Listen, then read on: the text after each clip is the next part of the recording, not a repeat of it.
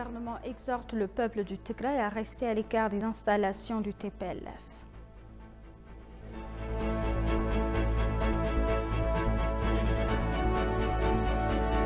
La reprise de la guerre par le TPLF vise à aggraver la crise humanitaire.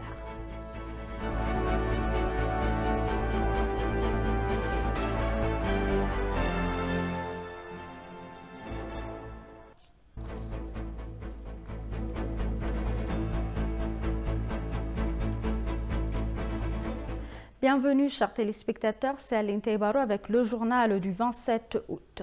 Dans un communiqué publié hier, le gouvernement éthiopien a déclaré que bien qu'il ait gardé la porte ouverte à la paix jusqu'à présent, la clique du TPLF a poursuivi ses attaques.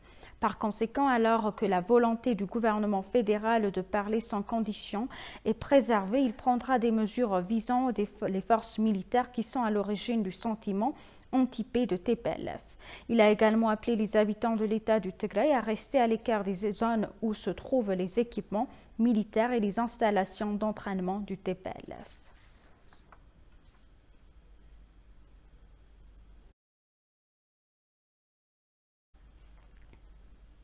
Les universitaires disent que le rejet du processus de paix par le terroriste TPLF montre que le groupe belligérant ne donne pas une chance à la paix dès le début.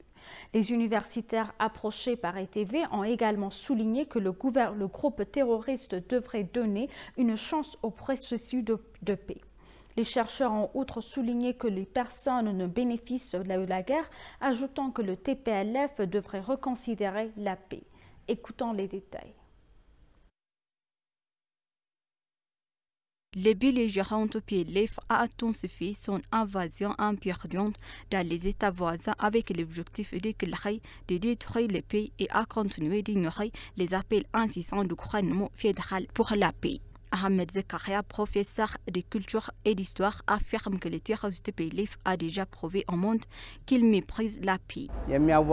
Il convient de distinguer deux groupes d'acteurs du côté tigréen.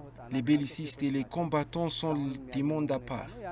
Regardons la vérité en face. L'armée du TPLF est composée d'enfants et de femmes. Les jeunes sont enrôlés. Le groupe a violé sans pitié des enfants et des personnes âgées. La cruauté du TPLF ne connaît pas de limite et cela est clairement démontré par son mépris total du droit international. Les chercheurs ont souligné que le gouvernement a déjà fait des efforts de paix inlassables et que les efforts et les démarches diplomatiques doivent être poursuivis. Le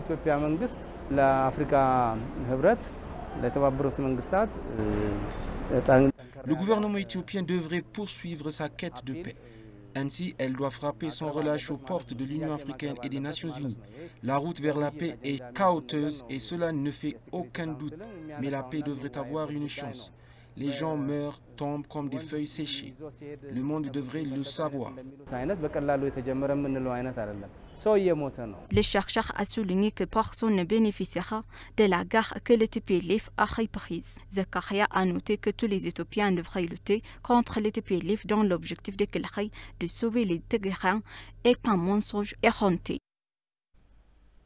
Les institutions continentales et internationales ainsi que les personnalités et les gouvernements continuent de condamner le pillage du groupe TPLF de l'entrepôt d'aide humanitaire du Programme alimentaire mondial à Mekelle. Les Nations unies, l'IGAD, l'Union africaine et d'autres personnalités et pays du premier plan ont condamné cet acte. Écoutons les détails. Bien que l'Éthiopie ait répété à maintes reprises que le groupe terroriste TPLF utilise l'aide humanitaire à des fins terroristes, tant le groupe terroriste que les organisations d'aide internationale ont nié ce fait. Cependant, l'ONU a annoncé qu'une grande quantité de carburant a été pillée dans l'entrepôt du Programme alimentaire mondial des Nations unies à Mekelle. Ce groupe, qui s'est vu offrir une option de paix inconditionnelle par le gouvernement éthiopien, a entravé le processus de paix en reprenant les hostilités. Le professeur Anne Fitzgerald, la journaliste Anne Garrison et David Beasley, qui comprennent les atrocités que le groupe inflige à l'Éthiopie, ont condamné les actions du groupe terroriste et lui ont fortement suggéré de revenir à l'option de paix offerte par le gouvernement. L'ambassadeur de Russie en Éthiopie, Evgeny Terekhin, a également déclaré que le vol de 12 camions citernes contenant 570 000 litres de carburant par le TPLF dans l'entrepôt du Programme alimentaire mondial PAM à Mekelle, la capitale régionale du Tigray, était inacceptable. Dans une interview exclusive avec l'agence de presse éthiopienne, l'ambassadeur Terekin a déclaré que les entrepôts devraient remédier à la situation désastreuse de la population. L'ambassadeur a en outre indiqué que ce même groupe qui a effectué le pillage lancera inévitablement des appels à l'aide. Par ailleurs, des individus comme l'administrateur de l'USAID, Samantha Power, et divers gouvernements, dont les États-Unis qui ont soutenu le groupe terroriste de diverses manières, ont fermement condamné ces actes effrontés de pillage des entrepôts du PAM à Mekelle par le TPLF. Le vol de plus d'un demi-million de tonnes de carburant du Programme alimentaire mondial au Tigray rendra impossible la poursuite des opérations qui soutiennent des millions de personnes affamées, a déclaré l'Agence des Nations Unies. Des hommes armés sont entrés mercredi dans l'enceinte du PAM dans la capitale régionale Mekelle et ont saisi 12 camions-citernes remplis du carburant qui avait récemment été acheté. Le ravitaillement n'était arrivé que quelques jours plus tôt. David Beasley, directeur exécutif du PAM, a publié une déclaration condamnant le vol qui s'est produit alors que les combats ont repris entre les forces éthiopiennes et les séparatistes après une trêve humanitaire de 5 mois. Il sera désormais impossible pour le PAM de distribuer de la nourriture, des engrais, des médicaments et d'autres fournitures d'urgence à travers Tigray où environ 5,2 millions de personnes souffrent de la faim. La perte de ce carburant poussera les communautés de Tigray, déjà aux prises avec les impacts du conflit, au bord de la famine, a déclaré Beasley. Le PAM sera également empêché d'alimenter les générateurs et les véhicules essentiels pour le personnel et les partenaires humanitaires qui soutiennent les populations vulnérables.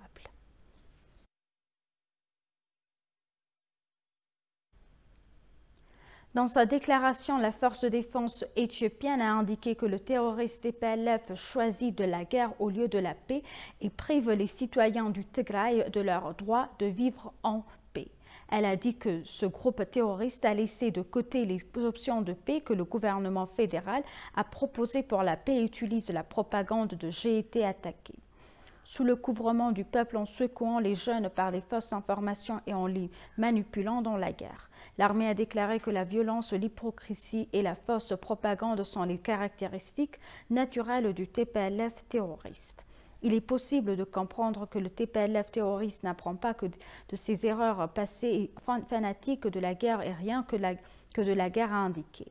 Il a également souligné que le récent pillage par les organisations humanitaires internationales de carburant utilisé pour fournir l'aide alimentaire aux personnes nécessiteuses du Tigray et l'utiliser pour la guerre est une manifestation de haine et de mépris pour le peuple de Tigray. Le TPLF terroriste lui-même a déclenché la guerre et il pleure parce que l'armée de défense a déclenché la guerre et le groupe terroriste a menacé les militants et a basé son plan là-dessus, a-t-il ajouté.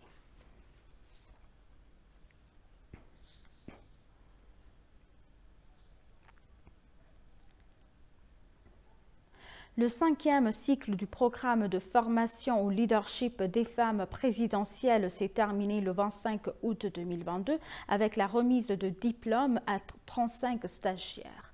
La présidente Sahlawarq Zewde, qui était présente à la cérémonie de clôture, a déclaré que préparer les femmes avec les connaissances, les compétences et la confiance en soi nécessaires était une priorité afin de les aider à atteindre le prochain niveau de leadership. Au total, 143 femmes leaders de toutes les régions du gouvernement, de la société civile et du secteur privé ont pris part aux 5 cycles de formation qui ont débuté le 31 janvier 2022.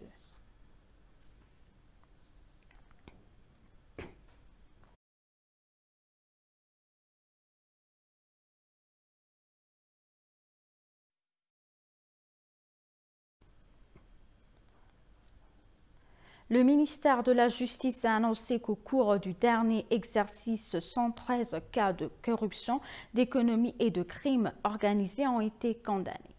Le directeur des relations publiques et de la communication du ministère, Awal Sultan, a déclaré qu'au cours de l'exercice, le ministère a fait un meilleur travail en veillant à ce que les affaires pénales soient réglées et résolues rapidement. Il a mentionné que le procureur a plaidé 176 dossiers de corruption, de criminalité économique organisée et transfrontalière au cours de l'exercice 2014. Il a dit qu'il en avait gagné 1001 et les avait punis en conséquence. Il a été indiqué que cela indique que le procureur a été en mesure d'atteindre 94% des affaires gagnantes. Il a été également mentionné que 92% des dossiers soumis au procureur dans les mêmes domaines pénaux ont été résolus et le reste a été transféré à l'exercice 2015 car ils font l'objet d'une enquête. Il a été également déclaré que le procureur avait contribué à une justice rapide dans les crimes tels que le terrorisme, l'évasion fiscale, le contrebande, les transferts d'argent illégaux, entre autres. Sur cette base, il a été indiqué que 99,8% des 34 442 000 dossiers soumis à la police au cours de l'exercice ont été complétés et transmis au processus suivant. L'ENA a rapporté que le directeur a mentionné que le procureur surveillait les crimes commis contre les femmes et les enfants d'une manière particulière. Une décision complète a donc été prise sur 890 dossiers qui lui ont été soumis dans le domaine des femmes et des enfants au cours du dernier exercice.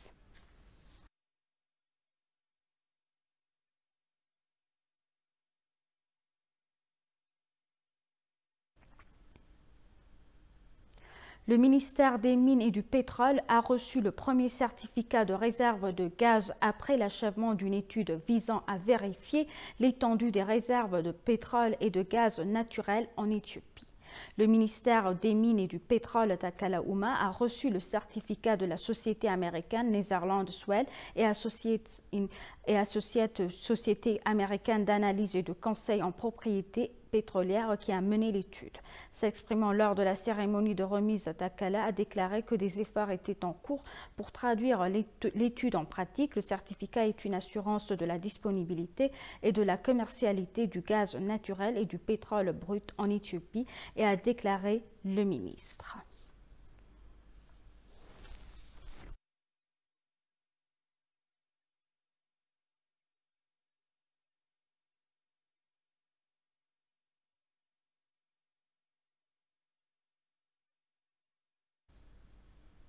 L'attaque d'Al-Shabaab a été la plus importante à frapper la capitale somalienne depuis que Mohamed a pris ses fonctions en juin. Le président Hassan Sheikh Mohamud a juré une offensive contre Al-Shabaab pour le déloger des grandes parties de la Somalie. Vendredi dernier, au coucher du soleil dans la capitale somalienne, une soirée dans un hôtel s'est transformée en effusion de sang après qu'un groupe extrémiste a tué 21 personnes au cours d'un siège de 35 heures. Il y avait des familles, des hommes d'affaires, des fonctionnaires, des gens qui voyaient des profits et des promesses dans un pays qui se reconstruisait après des décennies de guerre. Le groupe a tendance à commencer par des explosions puis à tenir pendant des heures alors qu'une poignée de combattants échangent des coups de feu avec les forces de sécurité jusqu'à une fin de matinée sanglante. Reconstruire comme tout le reste dans l'économie mondiale d'aujourd'hui coûterait cher avec la hausse des coûts de matériaux de construction. Dans les jours qui ont précédé l'attaque, le nouveau président Hassan Sheikh Mohamud a promis une offensive contre Al-Shabaab pour le déloger des vastes sections de la Somalie qui contrôle depuis des années.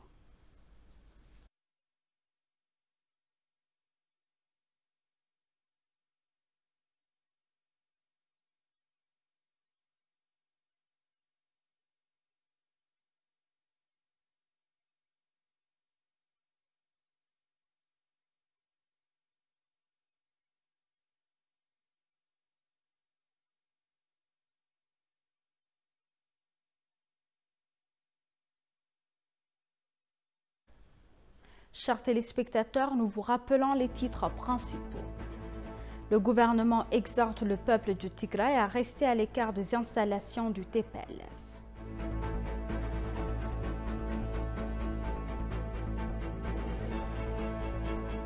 La reprise de la guerre par le TPLF vise à aggraver la crise humanitaire. Merci, chers téléspectateurs. C'est la fin du journal. C'était Aline Taïbaro avec le journal. Restez avec nous avec le reste des programmes. Bonne journée.